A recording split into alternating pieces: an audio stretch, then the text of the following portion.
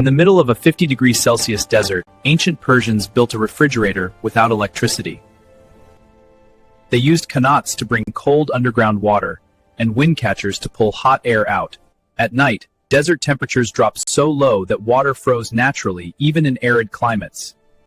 The secret wasn't just making ice, it was keeping it all year using insulated walls and underground storage. Over 2,000 years ago, they mastered sustainable cooling, and some still stand today.